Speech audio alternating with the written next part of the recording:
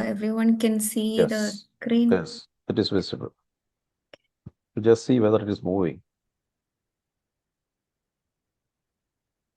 Okay, sir. Is it? Yes, it is moving.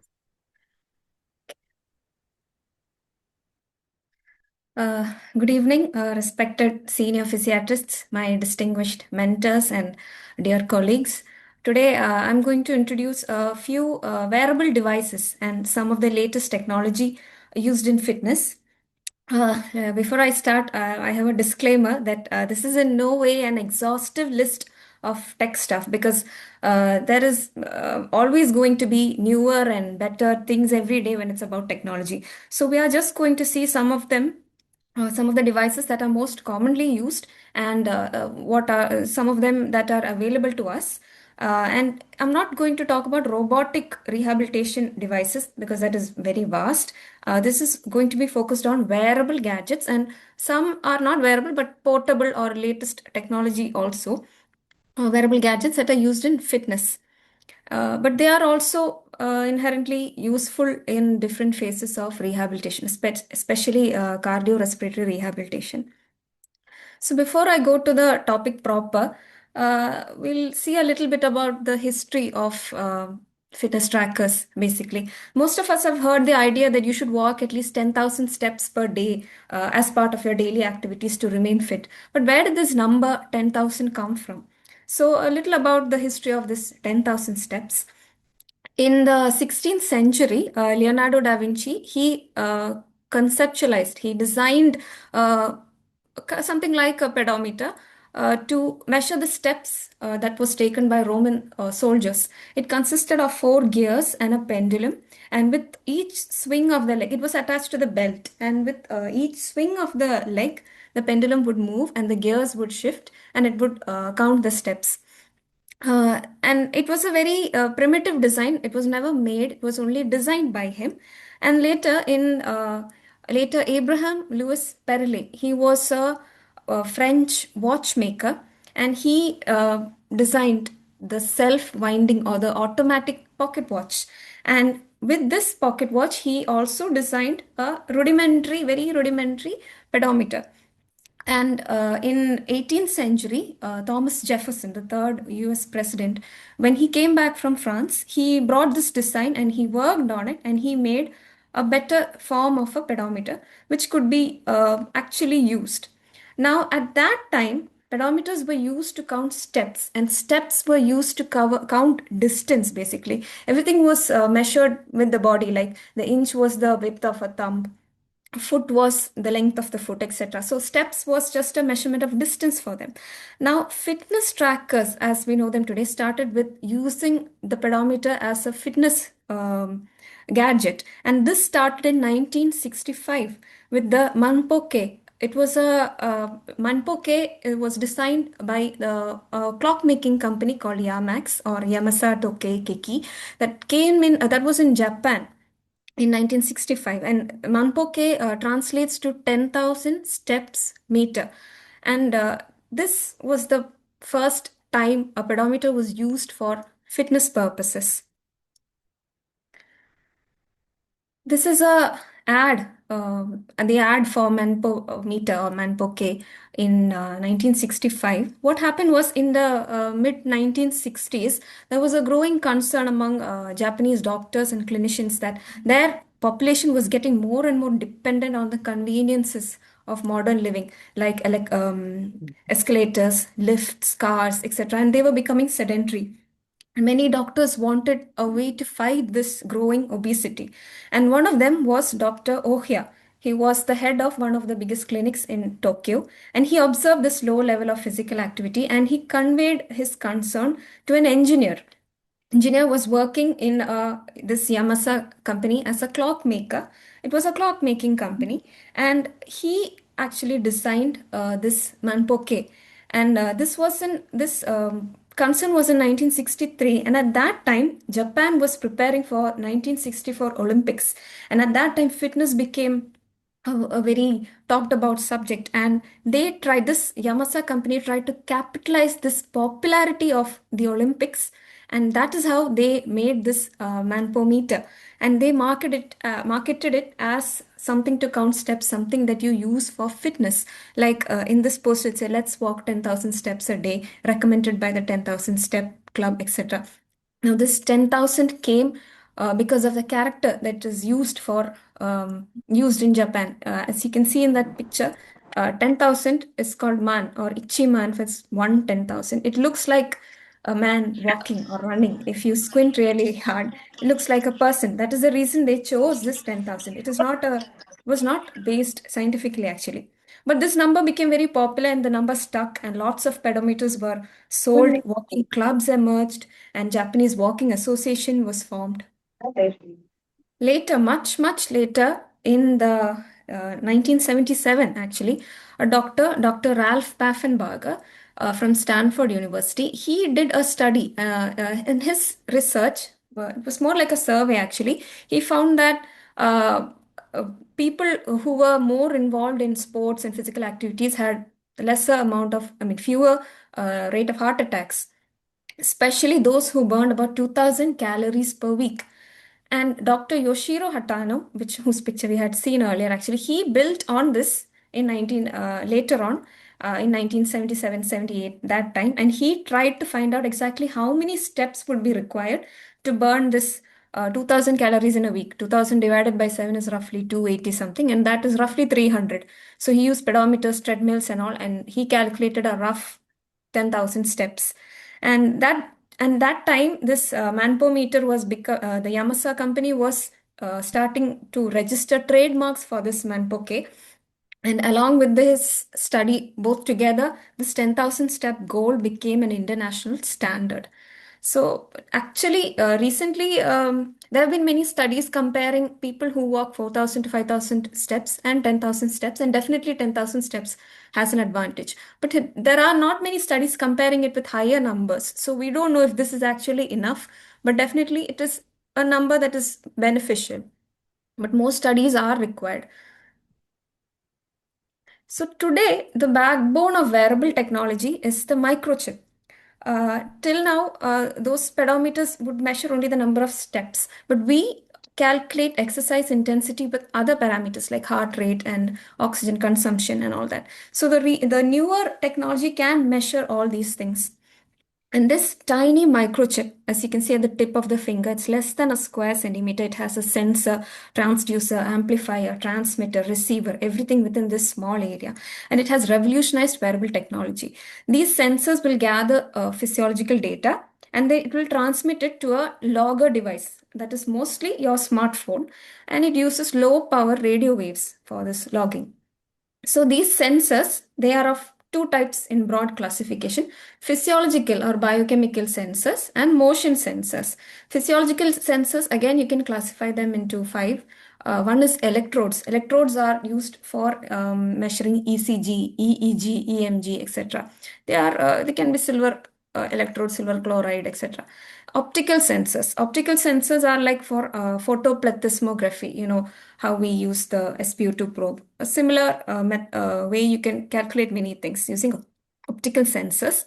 Then there are thermistors or thermocouples for measuring body temperature.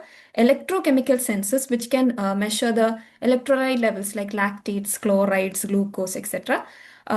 In the sweat, basically.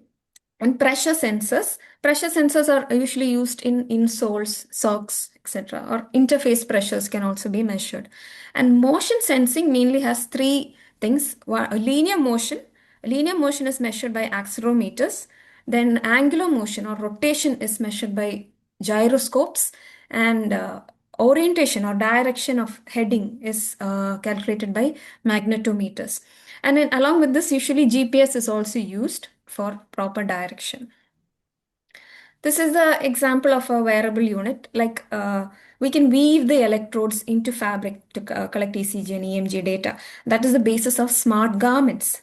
And sometimes we also print elastomer-based components which have a conductive property into the fabric. And when this fabric stretches, the resistance changes, and like that you can measure the changes in direction, movement, etc. That is also a technology. For that, you can use things like silver flakes, carbon nanotubes, graphene, liquid metals like indium gallium alloys, etc.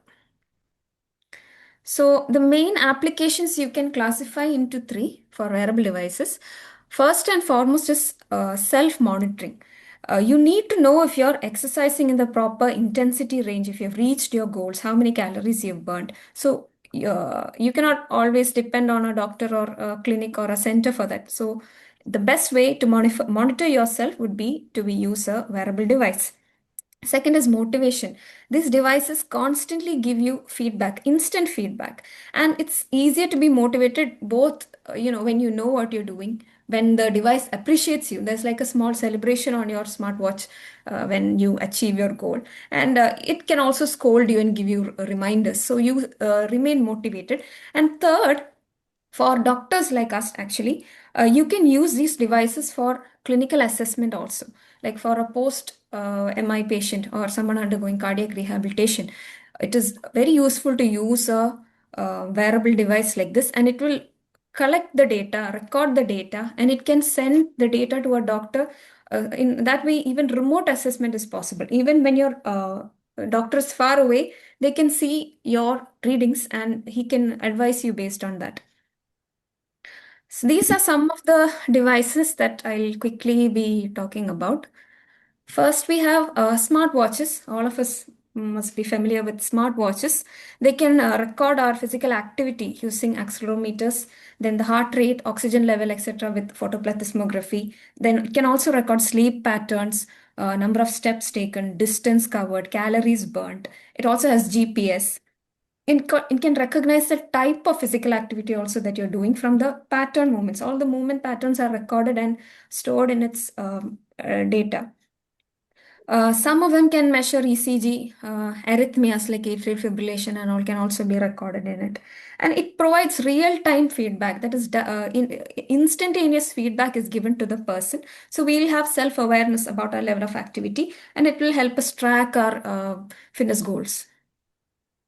These are some of the commonly used um, smartwatches, and these are focused on fitness basically, like Samsung Galaxy Watch, Apple Watch, Garmin Phoenix. Garmin Phoenix is very popular in the West. Here we can see in the middle picture like zone 3, that is the intensity of exercise. So you can see at the range in which you need to exercise or what you're doing. And even Indian brands like Noisefit, Boat, Goki, Firebolt, etc. are available. And their price range is also even from 1,000 to like 15,000 range. We have different smartwatches.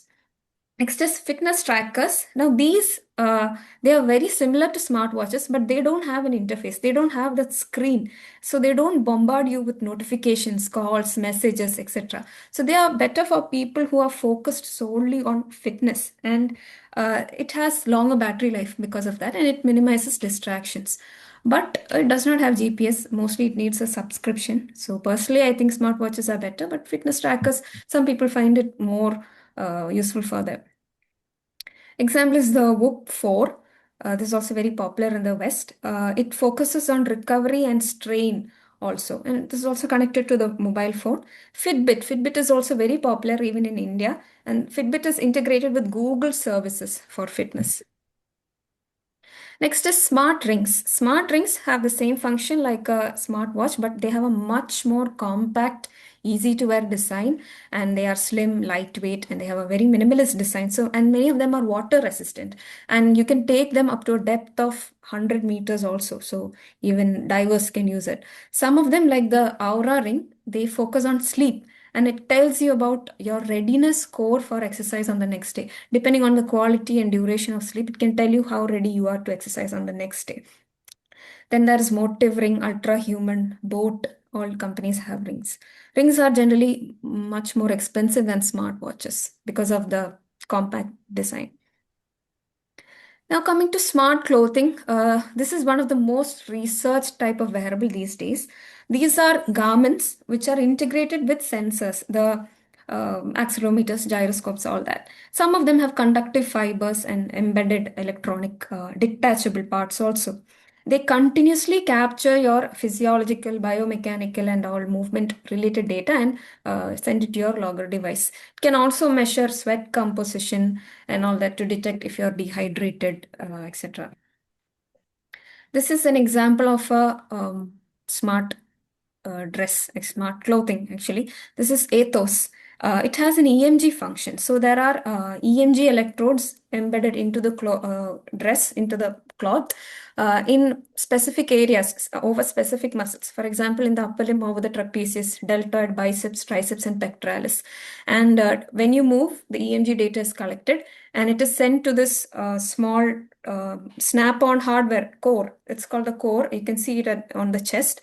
That all the EMG data goes to the core, it processes it and sends it to your smartphone. You can see exactly which muscle is working, how much it is working, and the percentage of effort that you're putting can also be measured. So it's basically like a multi-lead EMG, but much more comfortable. Another example is hexoskin and myant skin. Hexoskin, as you can see, it has electrodes all over the body, so it has a much more accurate measurement of heart rate variability, stress, effort, load, fatigue, everything. Even QRS events can be measured by hexoskin. And myant skin is a range of innerwear, actually. It records body temperature changes, respiratory changes, etc. And Sensoria smart socks. These socks, they can monitor the gait, foot pressure distribution, as you can see in the screen. How fast, how far, and how well you run. That is what it records. And it's especially useful for rehabilitation after lower limb injuries and surgeries and all. Then M-Body smart shots. This will measure muscle activity, and the symmetry on both sides can be measured by this. So that is also useful for people recovering from musculoskeletal injuries, and it will help in a precise adjustment of therapy. Even Indian brands like FlexNest, Jiva, Signal, etc. are there. Now coming to smart footwear, it can analyze your running and walking patterns, pronation and supination of the foot, pressure distribution, and some footwear even provide haptic feedback. Basically, it is integrated as insoles inside the shoes. Examples are Nerve Run and Digit Sole. Nerve Run, they tracks metrics like foot strike pattern, stride length, balance, pressure distribution. They are quite expensive. They range from 10,000 to 15,000. So they are basically more useful for either for professional athletes or for companies that make shoes like Nike to see how their shoe is functioning. Another one is Digit Sole. Then Under Armour Hover, that is also used by recreational runners. And Glacial Smart insoles. This was developed by an Indian company actually. It's like Lechal in Hindi, which means take it and run. It is a haptic footwear. It is connected to the GPS and it provides a vibration to provide direction. So basically, you can, if suppose you are going somewhere or you're running, you don't have to look at your phone or look at the screen to see the direction if it's a place that you don't know. The footwear will tell you where to go, so you can keep going hands free. And it is also specifically designed for visually impaired users. If you reach an obstacle or if you reach a turning point, the footwear will tell you to turn. That is why they made these shoes actually. Then coming to advanced heart rate monitors, these are in the form of chest straps, wrist-worn monitors, and wearable patches are also there. And these can more precisely monitor exercise intensity, heart rate variability, recovery, ECG, all can be measured. So it is very useful for cardiorespiratory rehabilitation also. In an athlete who had a cardiac event, for example. Examples are Polar H10, Wahoo Ticker. These are both chest straps. And Zio is a patch. It's stuck over the chest. So during intense workouts, you can use it for heart rate monitoring, ECG monitoring, etc. Then there are portable ECG and blood pressure monitors. It's worn like a smartwatch, but it has a cuff inside. And these give a more reliable, clinically validated blood pressure reading. So they can be used in different medical conditions also. Then this is not exactly a wearable device. It's more like a portable ECG monitor. It's called the AliveCore Cardia Mobile 6L. You can see how the person is holding one finger on each side and then keeping it on the leg. So basically you get a three-lead ECG. And it provides a medical grade rhythm analysis, which is compatible with smartphones. Now, again, this is also not a wearable device, it's just newer technology. AI powered nutrition tracker. An example is Lumen. This device, now you take a deep breath, hold it for 10 seconds, and then you blow into this device.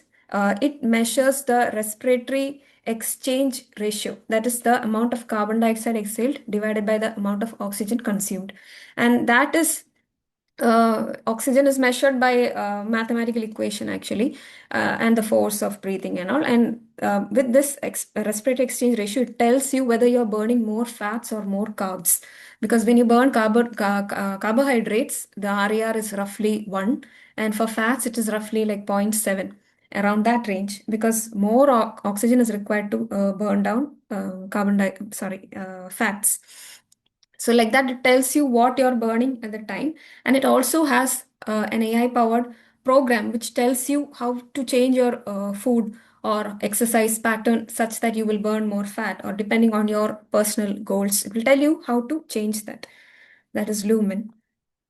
Then continuous glucose monitors. For example, Stello by Dexcom.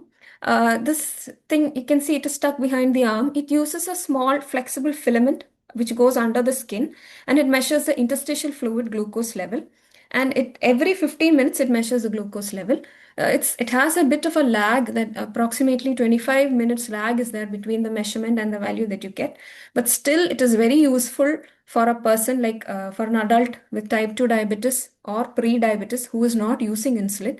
He can monitor the blood sugar level depending on food, activity, medicines, all the lifestyle things, how this blood sugar is changing. They can see it, and you can wear this for up to 15 days continuously. It is much easier than getting so many pricks for 6-point GRBS and all that. And it's much more accurate. Now we are slowly moving away from the wearable part and more into latest technology. But Physilog is a wearable device. Physilog 5's Gait Up. It's a gait analysis machine that you can clip onto your footwear, and as you walk, it measures the various gait parameters.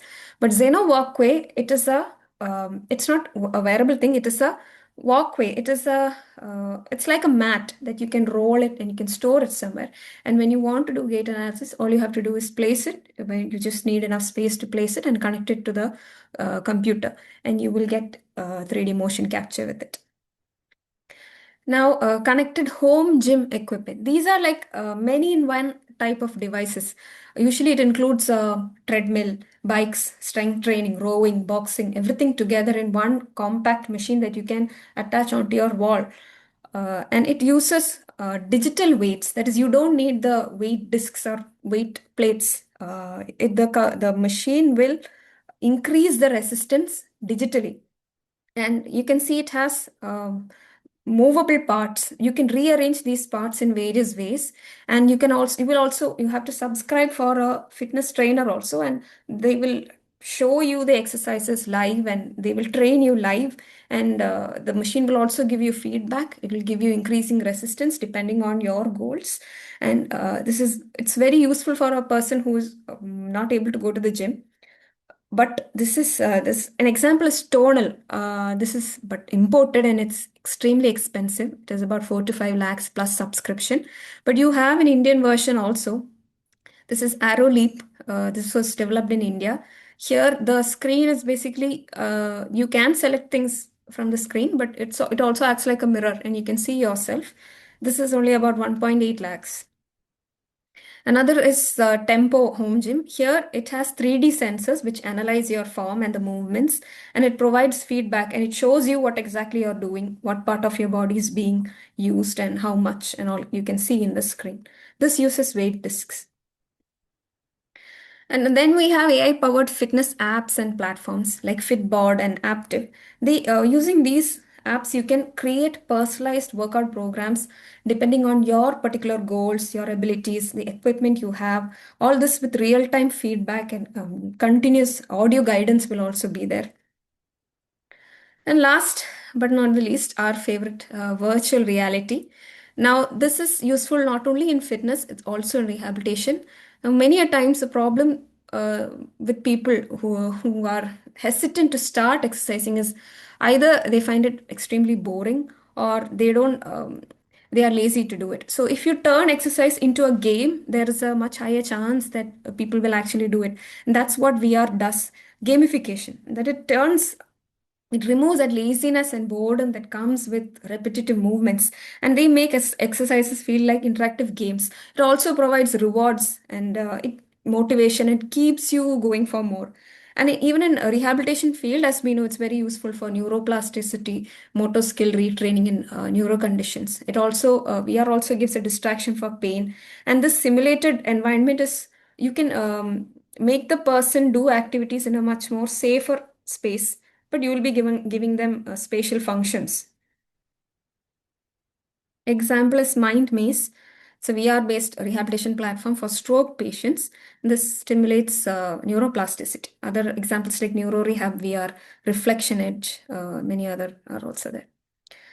Now, this is a survey from HFE, that is Health and Fitness Education. It is a leading UK-based provider for professional fitness qualifications, like for fitness trainers and all. And they surveyed 300 fitness professionals, and of them, 90, they asked the question, do you or would you encourage clients, friends, and family to use wearable devices? 91% of them said yes. And of the 9% who said they wouldn't recommend, the reasons were basically 22% said it was too expensive. Some of them said it was not accurate. Some of them said they have other manual tracking methods and other reasons.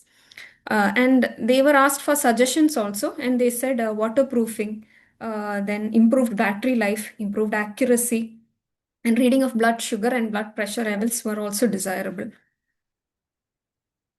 So most popular brand was Fitbit, 52% used that. Then Garmin, Apple Watch, Polar, TomTom, Samsung Gear, etc. So why we need these fitness devices? Yes, they are expensive. So we need to see our client, what type of people, what type of budget do they have, and whether they actually need such a device. And in most cases, you get them at a very affordable rate in India. Why we need these devices? It helps you set specific achievable goals, and they are personalized. They are made for you depending on your abilities, your needs, and it personalizes workouts for you specifically, and it lets you set a goal, and it gives you instantaneous feedback. And this feedback is very important, both in keeping you motivated as well as correcting whatever you're doing wrong, so that you will actually get the benefit of doing it. And they also make exercise much more interesting, rewarding. Many people say that they forget to exercise or they don't have the time to exercise. Now, if you have a smartwatch with step counter, every time you see it or you see the number of steps, and when you reach 10,000 steps, there's a small celebration, and then it gives you the motivation to do this again the next day. So you can always keep track of it. And in case you forget to do something, it will remind you, it will keep reminding you to do things. And for healthcare providers like us, it is very useful in cardiorespiratory rehabilitation, especially where not only can we monitor these patients remotely, also when they go home and when they do daily life activities, it is much easier to have a wearable device which constantly monitors them. They can also see it, we can also see it, and it prevents injury. And most of these devices also tell you to rest or sleep properly, so it also has space for recovery. Thanks to IAPMR Kerala chapter for giving me this opportunity. And I don't know if it was boring or I don't know if it was useful, but thanks to each and every one of you who stayed till the end and listened. Thank you.